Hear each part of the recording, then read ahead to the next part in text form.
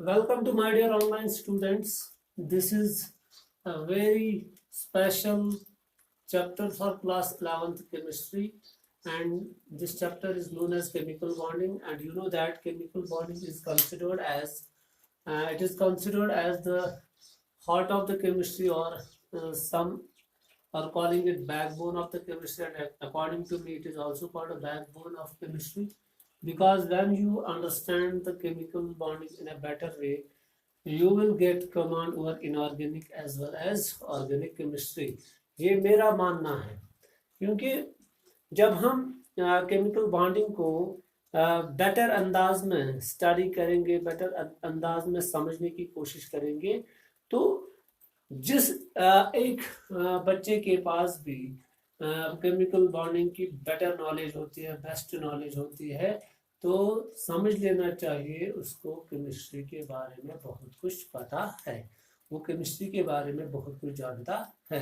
तो that is why it is called the heart of the chemistry और backbone of the chemistry.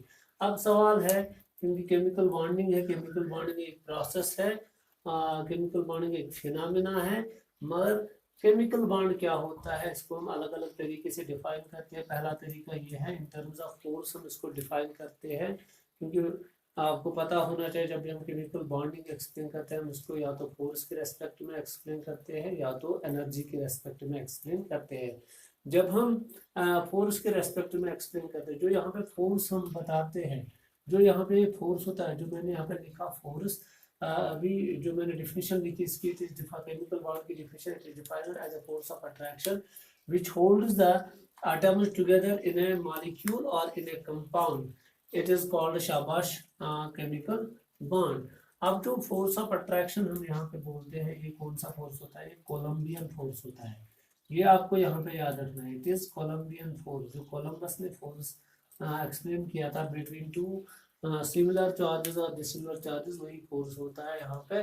तो क्योंकि यहाँ पर भी जो फोर्स होता है वो चार्जेस के बीच में ही होता है, उन्हीं चार्जेस के फोर्स की वजह से एटम्स आपस में क्या शाबाश जुड़े रहते हैं।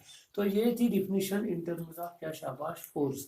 तो उसके बाद अगर हम केमिकल बॉन्ड को क्या शाबाश या केमिकल बॉन्डिंग को in terms of energy discuss करेंगे, तो हम क्या लिखते हैं, जिसमें केमिकल बॉन्डिंग में हम क्या कहते हैं, क्योंकि जब भी किसी एलिमेंट के एटम्स आइसोलेटेड फॉर्म में होते हैं except noble gases, noble gases को छोड़कर, जब, क्योंकि मैंने आपको पहले ही बताया नोबल गैसेस बहुत स्टेबल होते हैं, तो नोबल गैसेस को छोड़कर बाकी जितने भी एलिमेंट्स पीरियोडिक टेबल है वो सभी चाहते हैं कि हम उन्हीं नियरेस्ट नोबल गैसेस की तरह बनना चाहते हैं, वो भी उन्हीं की तरह बिहेव करना चाहते हैं, उन्हीं की तरह अपनी जिंदगी बसर करना चाहते हैं। तो मकसद मेरे कहने का मतलब ये है कि जितने भी एलिमेंट्स है नोबल गैसेस के बगैर, उन एलिमेंट्स के जो एटम्स है वो आइसोलेटेड फॉर्म में है, वो फ्री फॉर्म में, इंडिविजुअल लेवल पे वो क्या होते हैं, उनके पास एनर्जी बहुत ज़्यादा होती है। जो ये एटम्स होते हैं किसी भी एलिमेंट्स के आइसोलेटेड फॉर्म में, उनके पास क्या एनर्जी बहुत ज़्यादा होती है, काइनेटिक एनर्जी उनके पास बहुत ज़्यादा होती है, पोटेंशियल एनर्जी उनके पास बहुत ज़्यादा होती है, तो ओवरऑल एनर्जी उनके पास ज़्यादा होती है। तो जब भी वो बॉन्ड बनाने की कोशिश करते हैं, तो बॉन्डिंग की वजह से क्या करते हैं, जो इस सिस्टम ऑफ एटम्स होते हैं हमारे पास, जिनके पास एनर्जी बहुत ज़्यादा होती है, वो एटम्स आपस में क्या अप्रोच करना चाहते हैं, और अप्रोच करने के दौरान वो अपनी एनर्जी क्या करते हैं, रिलीज करते हैं, जो बाहर छोड़ते हैं। क्योंकि जब भी अट्रैक्शन होती है, जब भी दो चीज़ों के बीच में अट्रैक्शन होती है, तो वहाँ पे एनर्जी कम होती है। सपोज अगर मैं आपको अभी एग्जांपल दूंगा, का एक सिंपल से एग्जांपल, ताकि आपको समझ आ जाए। कोई लड़का किसी क्या कहते हैं उसको, किसी गर्लफ्रेंड के चक्कर में उसके पीछे पड़ जाता है, तो एट दैट टाइम उस लड़के की एनर्जी क्या होती है, बहुत ज़्यादा होती है। जब वो उसको एक्सेप्ट नहीं, जब तक वो गर्ल उसको एक्सेप्ट नहीं करती है, तो जो ही वो एक्सेप्ट करते हैं उसका प्रपोजल, तो वो आपस दैट में वो आपस में नजदीक आते हैं, तो दोनों की एनर्जी फिर क्या हो जाती है, दोनों की एनर्जी कम होती है। Same is the case here, जब तक दूरियां होती है, जब तक दूर दूर अलग अलग होते हैं, तब तक एनर्जी बहुत ज्यादा होती है, और जो ही क्लोज आते हैं तो एनर्जी क्या डिक्रीज होती है।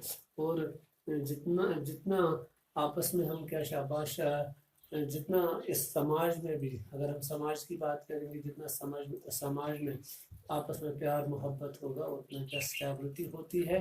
क्योंकि प्यार मोहब्बत मीन्स अट्रैक्शन, अट्रैक्शन से एनर्जी हमेशा क्या बाहर आती है, निकल जाती है अट्रैक्शन। जो ये आपस में जो ये क्या होती है, दूरियां होती है, जो ये अंदर एक दूसरे के खिलाफ जो ये गुस्सा होता है, वो एक किस्म की एनर्जी होती है, वो कम हो जाती है, वो रिलीज हो जाती है, वो इंसान रिलैक्स हो जाता है, तो स्टेबिलिटी पैदा होती है। तो ये इन चीज़ों का यहाँ पे हमें ध्यान देना है कि कैसे, जब हम इन टर्म्स ऑफ एनर्जी की बात करते हैं, तो मैंने दोनों एग्जाम्पल समझे, चाहे आप समाज के पहलू में देखोगे, चाहे आप वो रिवोल्यूशन के चक्कर में देखोगे, तो दोनों के रेस्पेक्ट में आप देखोगे कि एनर्जी क्या हो रही है, शाबाश कम हो रही है। ये तो आम सी बात है। अगर दो रिश्तेदारों के बीच में भी कभी कभार क्या होता है, शाबाश लड़ाई होती है, तो उनके बीच में दूरियां पैदा होती है, तो दूरियां जब पैदा होती है तो वहाँ पर एनर्जी ज़्यादा होती है। मगर जो ही वो करीब आते हैं तो उनके बीच में क्या स्टेबिलिटी पैदा होती है, दैट मीन अट्रैक्शन अब होने लगी है, तो एनर्जी क्या हो धीरे धीरे कम होती है। तो ये है इन टर्म्स ऑफ क्या शाबाश एनर्जी। तो हम ये है इन टर्म्स ऑफ फोर्स। तो यहाँ पे अब हम डिफाइन करेंगे इन टर्म्स ऑफ क्या शाबाश एनर्जी। तो हम लिखेंगे बॉन्डिंग, केमिकल बॉन्डिंग भी आप लिख सकते। बॉन्डिंग इज अ फिनोमिना या process, is a phenomenon or process in which a system of atoms decreases its energy by sufficient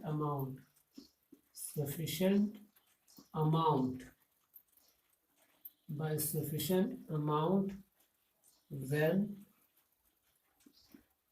they combine together। जब वो आपस में क्या कंबाइन होते हैं, तो वो क्या करते हैं, वो एटम्स क्या करते हैं, वो अपनी एनर्जी एक सफिशिएंट अमाउंट में क्या करते हैं, शाबाश डिक्रीज करते हैं।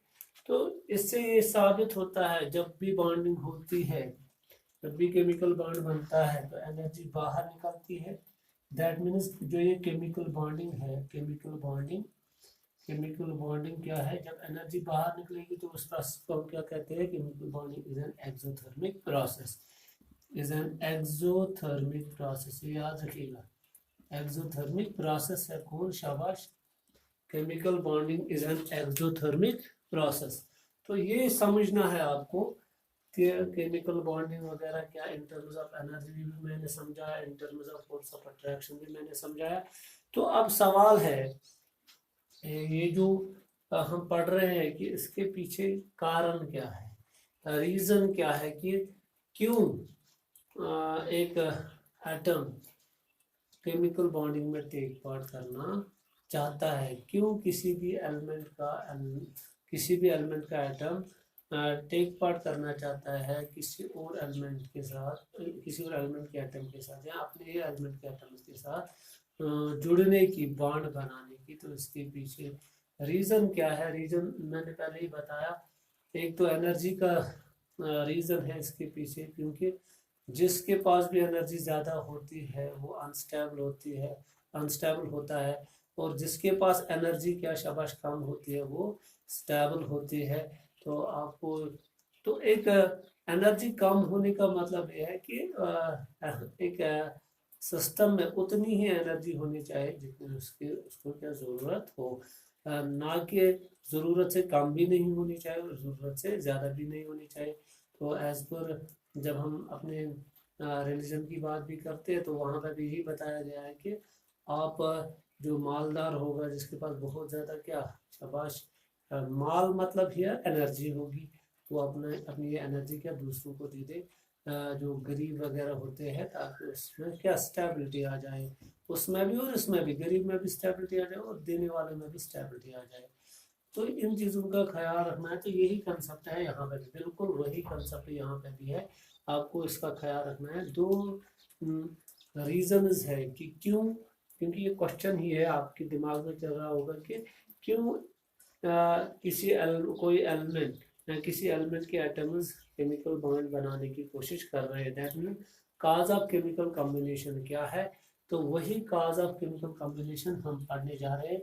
मगर सबसे पहले मैंने आपको बताया थोड़ा बहुत केमिकल बॉन्ड क्या होता है, बॉन्डिंग क्या होती है, इंटरनल एनर्जी, इंटरनल फोर्स। मगर वो दो रीजन बताने से पहले कि क्यों कोई एलिमेंट, क्यों कोई एटम बॉन्डिंग में टेक पार्ट करना चाहता है, क्यों वो किसी और एलिमेंट के साथ, क्यों वो अपने ही एलिमेंट के साथ रिएक्शन करना चाहता है, कंबाइन होना चाहता है, रीज़न क्या है इसके पीछे, तो वो मैं बताऊंगा। दो रीज़न है इसके पीछे, मगर उससे पहले मैं आपको समझाऊंगा कि ये जो केमिकल बॉन्डिंग है, ये जो केमिकल बॉन्डिंग है, इसमें हमें क्या क्या पढ़ना है। थोड़ा मैं उसका आइडिया दूंगा, क्योंकि मैंने बताया ये बहुत ही वसी क्या शाबाश चैप्टर है। दैट में मैं आपको बताऊंगा यहाँ पे कंटेंट, कंटेंट ऑफ द, जिसको हम क्या बोलते हैं, चैप्टर, जो इस चैप्टर में हमें पढ़ने हैं। एक तो हमें पढ़ना है इसमें शाबाश टाइप्स ऑफ बॉन्ड्स, क्योंकि जो केमिकल बॉन्ड होते हैं वो बहुत सारे किस्म के होते हैं, जिसमें हम क्या बोलते हैं, एक होता है, याद रखिएगा, इंटर एटॉमिक, इंटर एटॉमिक, दूसरा क्या होता है, इंटर